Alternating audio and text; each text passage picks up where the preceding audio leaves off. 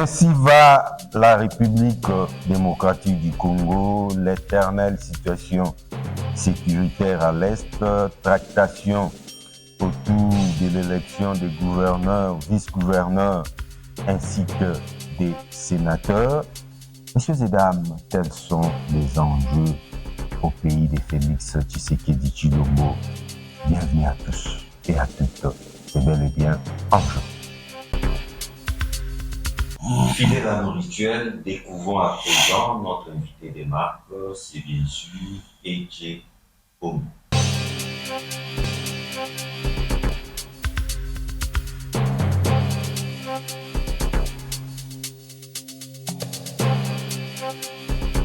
Je suis maître Camille Richard Kalele Malobo.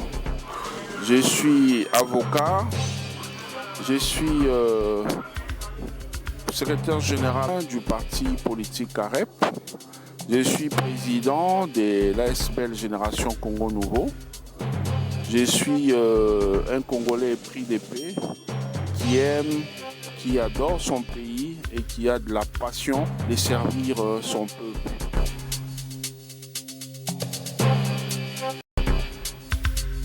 Camille Richard Kalele Malobo, c'est toujours un plaisir de vous recevoir dans le jeu. C'est un sentiment partagé, John.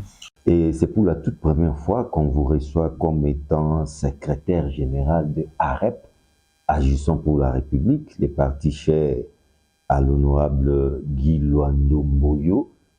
Comment l'avez-vous perçu, cette nomination ou cette élévation? Bon, par votre micro, je remercie une fois de plus l'initiateur de mon parti, son Excellence ministre d'État Guy Luando Moyo, pour cette confiance placée en ma modeste personne. Et je mesure le poids, ou je pèse le poids de ces charges, et cela me pousse à me concentrer pour rendre un bon travail à mon parti, rendre un bon service à mes camarades du parti afin de mériter davantage la confiance de notre initiateur. Parlons maintenant actualité. L'actualité, nous sommes tous dans l'attente de la nomination du Premier ministre, formateur du gouvernement. Mais d'après vous, c'est une question tout à fait générique, hein? Quel est d'après vous le profil de ces prochains chefs du gouvernement? Écoutez, contrairement à ce que d'aucuns pensaient lorsque l'Union sacrée était créée, les gens pensaient qu'il s'agissait d'une blanchisserie, alors que ce n'était pas le cas. Avec le président Félix Antoine Tshisekedi Tshilombo, les choses sont telles que si tu es fautif, quelle que soit ta position à ses côtés, tu mériteras ce qui te faut. Si il faut un poste pour toi, on te donnera. S'il ne le faut pas, peut-être par rapport à ton passé, cela va te rattraper. Concernant les profils, il faut un bon Premier ministre. Il est vrai que le chef de l'État a ses critères, parce que le Premier ministre qui doit mener le travail, et même les ministres qui prendront part au gouvernement, doivent répondre à ces critères, parce qu'il s'agit de son mandat. D'abord. Et tout dernier aussi. Oui, il s'agit de son mandat. Et deuxièmement, il est tellement lié à l'idéologie de la gauche qui est du social, de placer l'homme au centre de tout, qu'il ne peut pas mettre n'importe qui comme Premier ministre. Vous avez vu, nous avons, depuis la fin de la coalition FCC-Cash, vous avez vu que le président de la République n'avait plus changé de Premier ministre depuis l'arrivée de son Excellence Sama Lukonde à la tête de la primature. Il a géré ses ministères en bon père de famille, pas primature, voulais-je dire, et il a suivi, il est resté loyal et fidèle à la vision du chef de l'État. Il a exécuté les ordres du début à la fin. Les difficultés ne manquent pas. Ça ne concerne pas seulement la primature du Congo, mais c'est une situation générale. La crise est mondiale elle est universelle pour le moment. Donc, c'est partout qu'il y a des problèmes économiques, sociaux et tout ce que vous voulez. Mais malgré ça, le chef de l'État a imposé une discipline à son gouvernement, à son premier ministre, à ses ministres, tels que nous avons chuté, moi je dirais, en douceur. Il n'y a pas eu que des souffrances ou des situations difficiles, compliquées. Mais il y a eu aussi des moments où on est resté, on a eu quand même un sourire par rapport à notre pays. Donc moi je pense que l'essentiel, c'est d'avoir un Premier ministre patriote, épris de paix. Un fin politique? Pas forcément. Les critères supplémentaires dépendent de la volonté ou du choix du chef de l'État. Parce que comme je dis, c'est lui qui a les yeux que nous n'avons pas. Lui, en tant que président, il sait voir. Mais ce que je peux vous garantir, c'est que dans l'Union sacrée, les gens sont conscients, même ceux-là qui pouvaient, si par hasard il y en avait, et des gens qui soient anti-Tshisekedi, en tout cas une fois dedans, ils se convertissent et deviennent des disciples, véritables disciples d'Antoine Félix Tshisekedi Tshilombo pour servir la nation au vrai sens du mot. L'enjeu actuellement, c'est les élections de gouverneurs, vice-gouverneurs et des sénateurs. Un constat malheureux tout de même la CENI elle-même l'a constaté, la tricherie ou la fraude à ciel ouvert. Nous assistons à la corruption à ciel ouvert au point même d'effondrer la démocratie congolaise. Vrai ou faux? Bah écoutez, John, personnellement, je n'ai pas vu quelqu'un en train de frauder. La corruption, voulais-je dire? La corruption, je n'ai pas vu ça. Non, mais même la CENI alerte. La CENI est l'organe habilité à organiser les élections dans notre pays. Elle a parlé de quelque chose. Alors moi, en tant que légaliste, tant que je n'ai pas de preuve, je ne peux pas me mettre à critiquer quelqu'un. Voir des images postées contre quelqu'un, entendre des choses se dire contre la personne de John ne veut pas dire que John est concerné. Donc moi, pour que je puisse croire à quelque chose, je dois avoir les résultats ou la décision de justice qui confirme que John avait réellement fait X, Y chose. Là, je croirais. Mais tant qu'on n'a pas jugé quelqu'un, moi, personnellement, en tant que légaliste, je ne peux pas me mettre à suppiter des infractions contre les gens. Donc, on a invalidé 82 de nos compatriotes. Est-ce qu'ils sont réellement, est-ce qu'ils sont victimes ou sont réellement auteurs de ce dont la CENI les reproche? Je ne sais pas. Parce que la CENI ne les a pas approchés pour les juger, parce que la justice non plus n'a pas organisé des procès ou des audiences pour les écouter. Non, mais les parquets sont en train de les convoquer pour les écouter. Justement, nous sommes sur un stade où le parquet est en train d'instruire par rapport au cas ou au dossier des uns et des autres.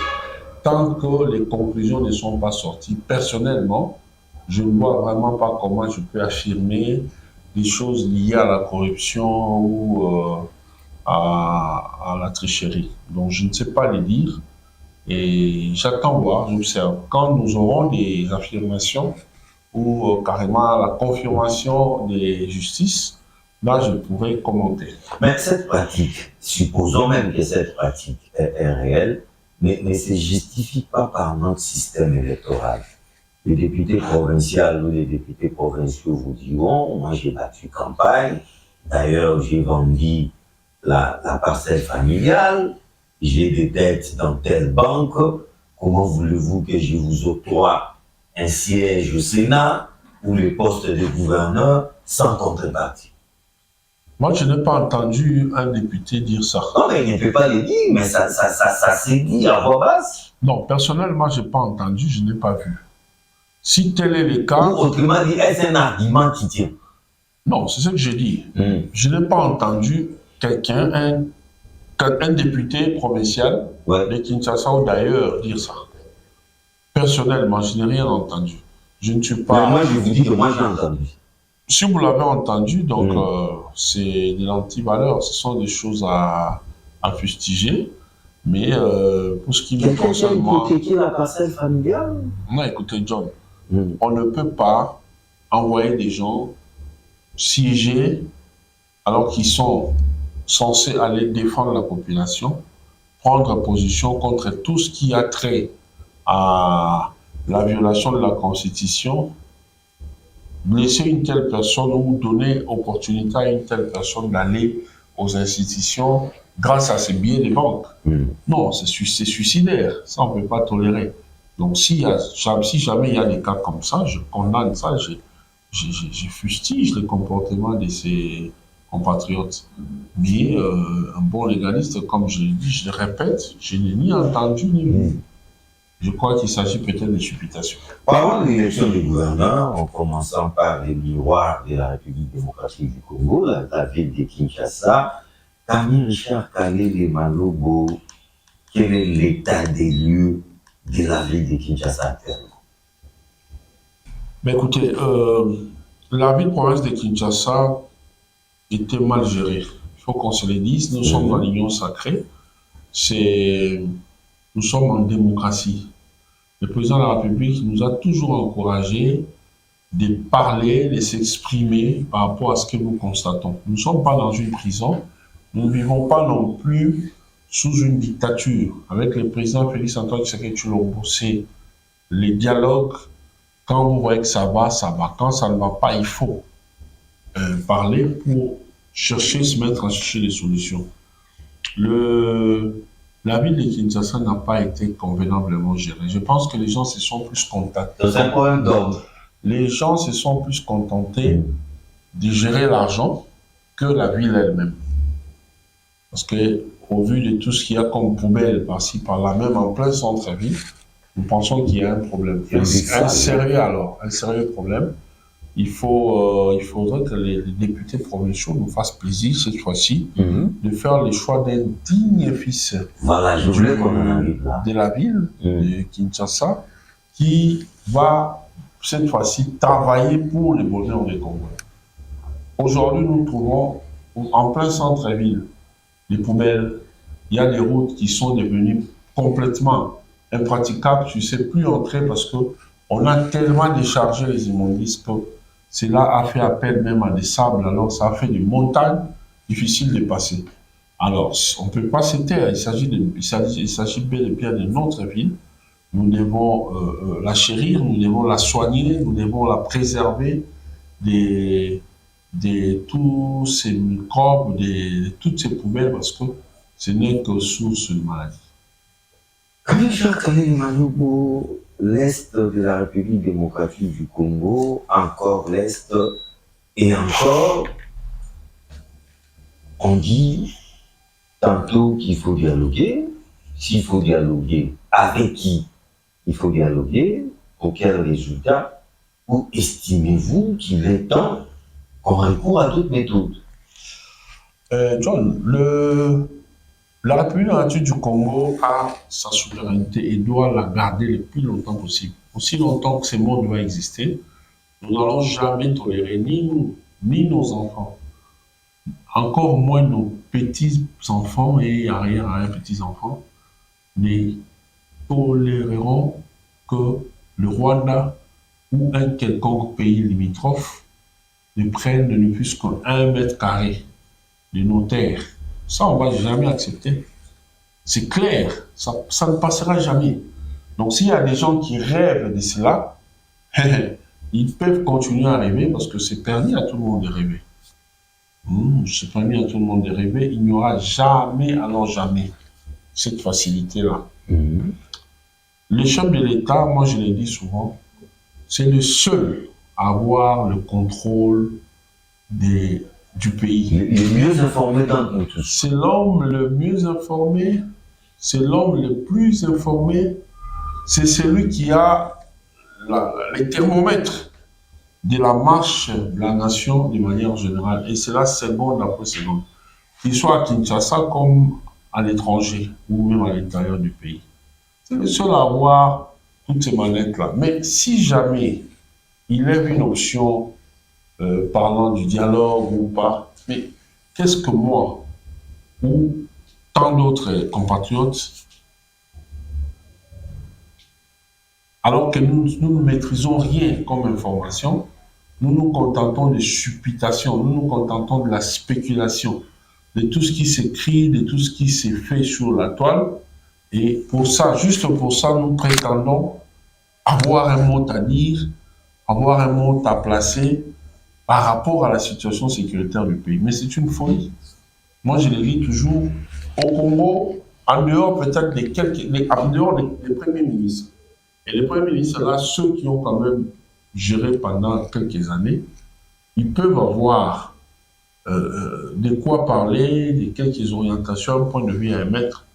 Mais en dehors de ceux-là, les gens qui peuvent avoir les informations, et ces informations-là dépendent de la période, hein, dépendent du régime, du pouvoir.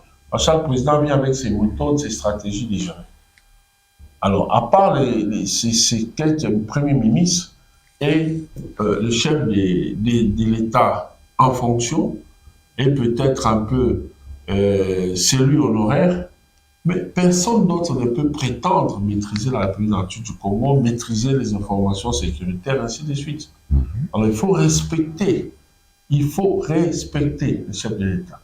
Il a trouvé un pays malade avec des guerres, il les a stabilisés, même si l'agression continue, vous savez qu'il s'agit d'un complot mondial. Donc, ça devient un refrain, c'est du déjà entendu. Non, mais écoutez, qu'est-ce que nous faisons face à ces complots mondiaux? Non, John, si un refrain est une réalité, on ne doit plus le répéter parce que c'est devenu soi-disant un refrain. Mais réagissons, parce que connu. Non, écoutez, je vous ai dit, moi, je n'ai jamais été chef de l'État, je n'ai jamais été même militaire. Je ne peux pas me mettre à discuter, à supputer sur des choses que je ne maîtrise pas. Non, mais il s'agit quand même de l'intégrité territoriale de notre nation. S'il faut dire un mot, je peux dire que nous souhaitons avoir la paix. Et comme je suis incapable de mettre un point de vue avec précision, avec des connaissances requises, je préfère dire au chef de l'État de nous aider à finir la guerre de l'Est et aller dans ma chambre, m'agenouiller, prier pour que Dieu donne la paix, que mon pays retrouve sa paix. Mais je ne peux pas prétendre maîtriser, je commence à inventer des choses. C'est comme ça. Vous savez, c'est où là? C'est encore quel pays? Au Burkina Faso. Ouais. Le général qui est là, c'est Ibrahim Traoré. Mais ce monsieur-là, il est génial. Ah, mais oui. Il est tout le temps devant sa télé. Mais qu'est-ce que nous attendons pour avoir Il est tout le temps devant sa télé. Si tu te mets à les critiquer, tu parles, on te fait chercher, on te trouve, on t'emmène, on dit, bon, ok, toi, tu connais la guerre. Toi, tu connais la guerre parce que tu parles trop à la télé. Et toi, tu es opposant, non? Oui, tu connais la guerre. On a suivi là, la méthode là que tu as avancée, là, c'est bon apparemment. Allez, viens, on te donne la tenue. Formation de quelques jours. Va à l'Est. On t'amène là-bas, on te dépose là-bas. Va te battre. Aujourd'hui, les opposants ne parlent plus. Même ceux-là qui avaient l'habitude de raconter leur vie à la télé. On a l'impression que nous stagnons, nous faisons du surplace.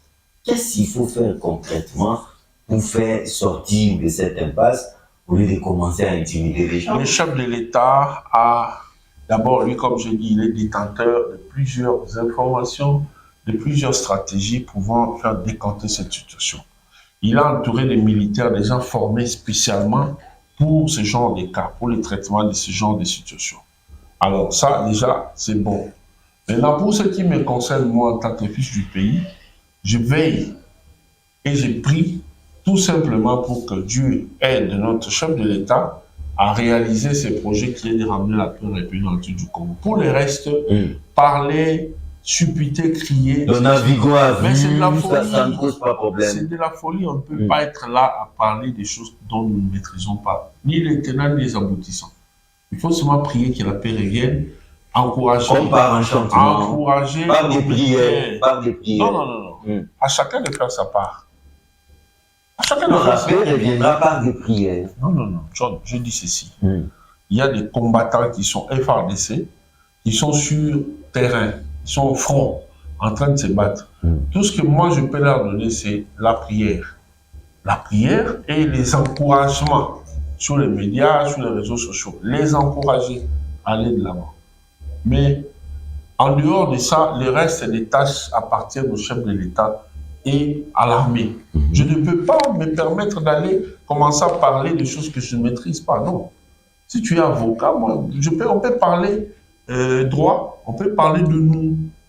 Mais puisque ici nous parlons des affaires liées aux militaires, des affaires liées à la guerre, des choses dont je n'ai jamais expérimenté, même pas en rêve, je vais me mettre à suppiter sur ça. Pourquoi? Donc il y a des gens qui viennent parler pour montrer qu'ils sont intelligents, parce qu'ils veulent se faire remarquer, qu'on puisse, ou peut-être pour justifier une somme qu'on lui a donnée pour aller aux médias. Mais moi, je n'ai pas de temps pour ça. Avant de parler des priorités du second mandat des chefs de l'État, il y a un fait qui a pris en haleine les Congolais, c'est les conclusions du rapport d'enquête du parquet général près la Cour de cassation, qui nous fait savoir que sur l'affaire Sheldon Okende, bien sûr, qui nous fait savoir que M. Sheldon Okende s'était suicidé, mais comme si cela ne suffisait pas, le procureur général près la Cour de cassation interdit, sinon menace les Congolais de commenter ces rapports au risque d'être interpellés. Je pose la question à un avocat. La liberté d'expression ou d'opinion en République démocratique du Congo est-elle en recul? Donc, je pense que je vais revenir sur ce que je venais de dire tout à l'heure. Le PG, vous l'appelez bien PG, procureur général près la Cour de cassation. Oui. Donc, c'est son domaine, il est dans son rôle, il est dans son boulot. Il n'a pas été nommé hier. Il a été nommé il y a maintenant, je crois, 2 ans, 3 ans. C'est-à-dire qu'en dehors de ses formations, il a aussi l'expérience de PG de 2 ou 3 ans.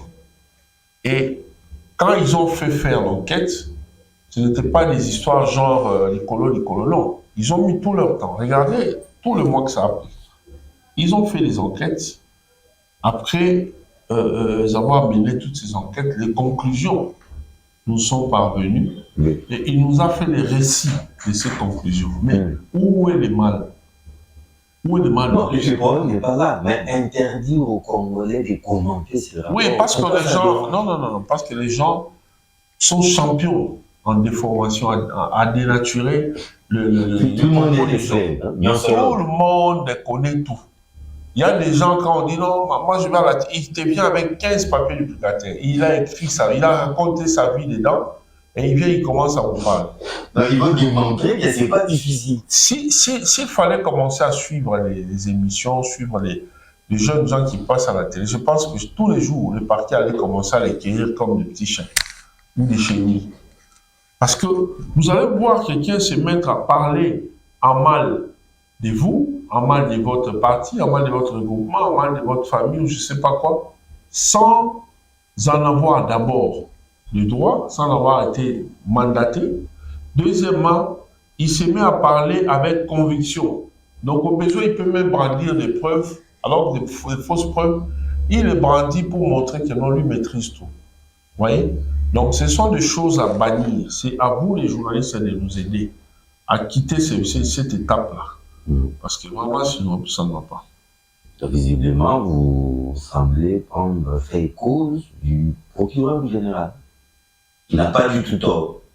Mais écoutez, s'il dit que les conclusions sont celles-là... Oui, mais ne commentez pas. Non, je dis ceci. Oui. Moi, je n'étais pas sur le terrain. D'abord, ce n'est pas mon dada. On est tous sur la même formation, bien sûr. Nous avons fait les études de droit. Mais lui est PG. Donc, il s'est spécialisé de ce côté-là. Il est magistrat de carrière. Moi, je suis avocat. Alors, moi, je suis là pour défendre les gens. Lui est là pour faire... Mais ce n'est pas une décision judiciaire, c'est juste une conclusion d'enquête du parquet. Pourquoi interdire aux Congolais d'en parler? Moi, je pense qu'il y a un problème. Il se pose un problème. Les Congolais, au lieu d'aller à l'essentiel, qui est par exemple réfléchir sur comment on peut capitaliser ou exploiter nos richesses naturelles pour l'intérêt des Congolais, nous passons le temps à parler politique. Et en parlant politique, on parle mal politique. C'est ça les défauts avec les Congolais. Les conclusions sont sorties, qu'elles soient acceptées ou pas. Bonne ou Non. Qu'elles soient acceptées ou pas, chacun est libre de penser à ce qu'il pense. Mais moi, en tant que légaliste, je conseille aux gens d'avoir l'habitude de faire confiance aux institutions de leur pays, aux autorités du pays. Lorsqu'il parle, il sait pourquoi il a parlé. Il a donné des conclusions par rapport à la réalité, par rapport à ce qu'ils ont découvert. Parce qu'en dehors de ça, je ne vois pas comment on peut se mettre à commencer à discuter sur des choses que nous ne maîtrisons pas, et ainsi de suite. Donc pour moi, il a fait son travail, et voilà, une fois de plus, paix à l'âme de notre aîné. Comme Jacques-Alé Malobo, second mandat, et tout dernier, constitutionnellement parlant, d'après vous, quels sont les défis ou quelles sont les priorités que Félix Tshisekedi Tshilombo devrait urgemment attaquer pour que ce second mandat soit réellement une réussite? Il poursuit son mandat, il poursuit avec son programme. Donc, vous allez voir, d'ici la sortie du gouvernement, vous verrez comment Félix Antoine Tshisekedi va encore travailler pour le bonheur des Congolais. Mais là, je peux vous rassurer, vous savez, les routes, la construction des routes, c'est quelque chose d'extraordinaire qui permet à ce qu'il y ait beaucoup d'investisseurs, qui facilite les prix de ce qui se consomme tous les jours par les Congolais. Parce que là où vous dépensiez, par exemple, 10 000 francs pour aller partir du point A vers le point B, vous allez voir ce trajet se raccourcir. Parce que au lieu d'aller contourner, par exemple, sur Mollard et monter, et puis descendre, vous avez la possibilité de prendre peut-être seulement une moto. Vous empruntez un chemin raccourci, vous allez vous rentrer, ça vous fait moins de dépenses, et avec ça, vous allez vendre aussi moins cher pour éviter d'asphyxier vos compatriotes vendeurs de ces histoires, et vous vaquez librement à vos occupations par ces routes-là. Mais lorsqu'il n'y a pas de routes, vous vivez vraiment ces difficultés-là. Donc, ça va beaucoup nous aider. Il y a des routes, il y a l'électricité qui est en train de s'installer à différents endroits, mais aussi là où il y en avait déjà... C'est un vaste trou noir, hein? Là où il y avait déjà des routes, on est en train de tout faire pour les soigner, boucher les trous, mettre carrément du béton, donc c'est quelque chose à saluer. Pour ne citer que cela, il y a plusieurs autres cas, vous savez, avec l'IGF. Ouais. Depuis l'arrivée de l'IGF, depuis qu'il est en attaque contre les criminels économiques, vous voyez vous-même que les questions qui consistaient à l'époque à débattre, à discuter sur les éventuels détournements, ne se parlent presque plus. Donc tout le monde a peur maintenant. Avant de poser l'acte, tout le monde prend le temps de réfléchir. L'IGF fait beaucoup plus dans la communication, dans le mathurisme plutôt que dans l'efficacité, parce que on n'a jamais vu une personne jetée en prison grâce ou à cause de l'IGF, comme Jacques-Alé Malobo. Encore une fois, John revient sur ces questions. On peut arrêter et, les cas échéants, condamner quelqu'un sur qui on a trouvé les indices avec des preuves des infractions.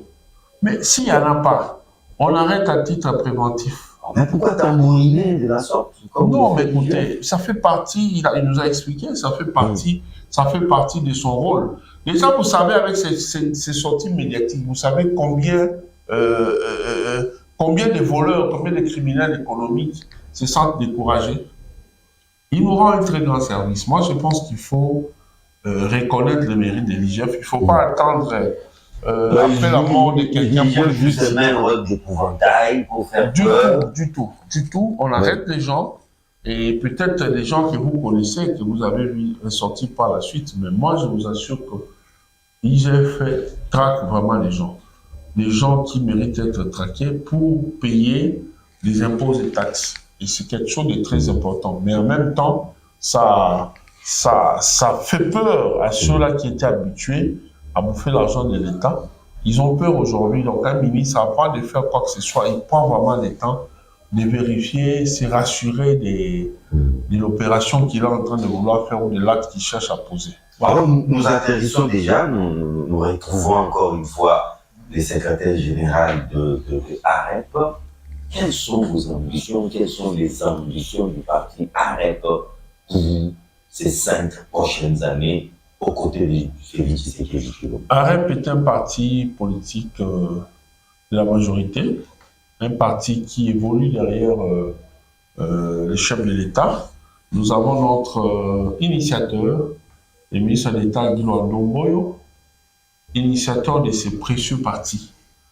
Les partis de ma génération, les partis de la génération de toutes les Congolaises et tous les Congolais. C'est un parti où nous mettons l'homme, par rapport à toutes nos actions, nous mettons l'homme au centre de tout. AREP, c'est le parti qui a une idéologie qui est le social-libéral. Nous travaillons ça pas de manière fabriquée, créée par les socialistes internationaux de manière générale, où ils fabriquent des choses, ils fabriquent des thèses pour justifier leur idéologie, alors que naturellement, ils n'y sont pas dedans. La preuve est que vous voyez comment les impérialistes, les occidentaux impérialistes, créent des chaos partout à travers le monde. Aimer quelqu'un, aimer l'être humain, le placer au centre de tout, c'est éviter de créer des guerres là où cette personne existe, là où cette personne vit. Mais lorsqu'on fabrique des guerres, des rébellions par-ci par-là pour enlever les populations en Afrique, en Asie, en Océanie, un peu partout, ça dit que nous, on n'aime pas nos semblables. Ça, c'est l'homme blanc.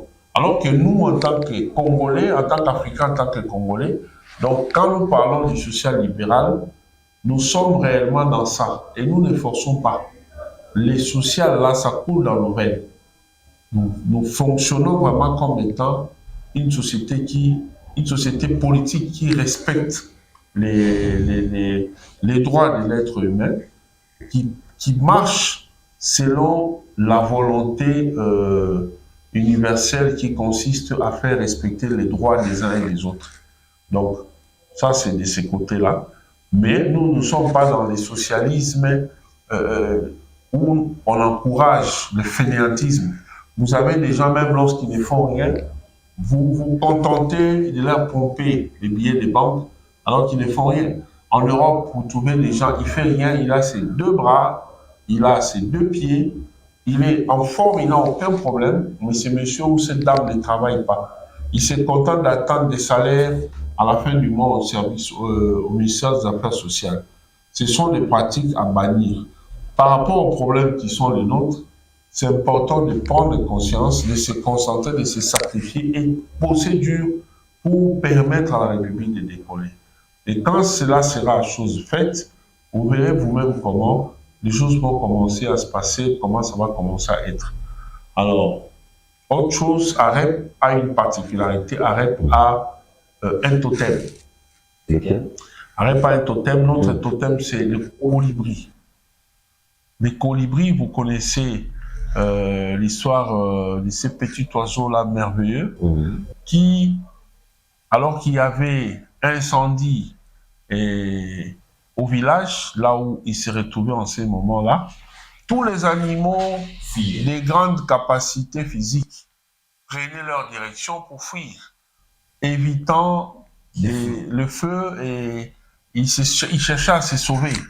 Mais le colibri, malgré sa petite taille, s'est donné la peine d'aller avec son petit bec chercher de l'eau, toute petite quantité, donc ces gouttelettes-là. Pour essayer d'éteindre le feu. Il a fait plus de 1000 tours, il part, il rentre, il part, il rentre. Il venait seulement se battant pour éteindre le feu. Et les animaux compétents, capables d'aider même à venir déverser le flux d'eau, s'étonnaient de son comportement, mais lui ne se décourageait pas. Il disait, j'ai fait ma part. J'ai fait ma part. Et il a fait ça jusqu'à maîtriser le feu. Ça a pris le temps que ça pouvait prendre, mais il a aidé les villages à se mettre finalement à l'abri de cet incendie. Autrement dit, nous aussi, malgré ce que nous sommes, malgré notre modeste personne, nous nous sentons capables de faire notre part et cette petite part-là peut influencer positivement le pays. La situation du pays peut changer. Donc, nous travaillons d'arrache-pied, malgré nos incompétences, malgré nos insuffisances, il faut le dire ainsi. Nous acceptons qu'on nous critique comme on veut, mais nous sommes en train de démontrer de quoi nous sommes capables. Nous sommes un pays, un parti qui n'a qu'un an. Mais dans un an, sur un an, nous avons réalisé, depuis alors que nous sommes créés, depuis un an seulement, nous avons réalisé un score inimaginable. Nous avons plus de 33 députés provinciaux et nous avons 9 élus nationaux. Vous voyez? Donc, n'eût été les soucis en une année. Donc, n'eût été les soucis qu'on a eu par-ci, par-là, mais aussi la question qui a fait annuler les élections à Yakoma et dans les Kouilou, à Massimanimba, je pense qu'on aurait eu beaucoup plus de députés, parce que là-bas aussi, nous avons des députés compétents, des candidats députés compétents, capables de se faire élire. Donc, regardez déjà cette démonstration. Donc, nous, les colibris, là, regardez ce que nous sommes capables de faire. Et on ne va pas se fatiguer, on continue à le faire. Nous faisons notre part et nous exhortons nos compatriotes à nous emboîter les pas.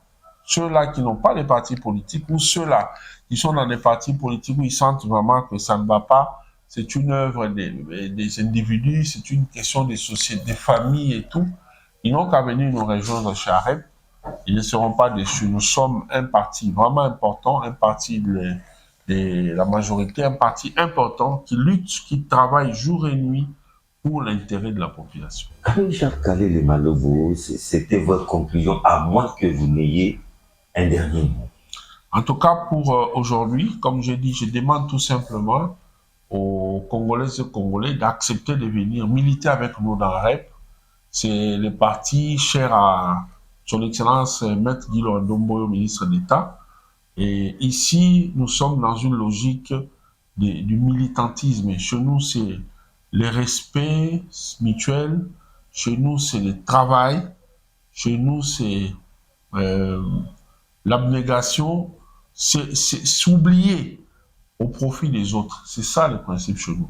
Alors, s'il y a des gens qui se sentent capables de vivre ça pour la cause des autres, ils n'ont qu'à nous rejoindre. Nous sommes sur la 4e rue, Petit Boulevard, et côté industriel. Ils peuvent nous rejoindre là-bas. Nous sommes là tous les jours, de 9h à 16h.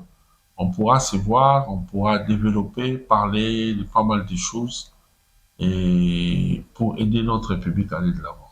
Camille Jacques Kalele Malobo, merci beaucoup. C'est moi. Messieurs et dames, merci de votre fidélité à ces magazines. Le secrétaire général du parti AREP, Agissons pour la République, des partis chers à l'honorable Guy Loanido Boyo, a été suffisamment clair, alors c'est sans commentaire. De notre part, moi, mon plaisir, de vous retrouver très vite. Une nouvelle édition de l'enjeu. Au revoir.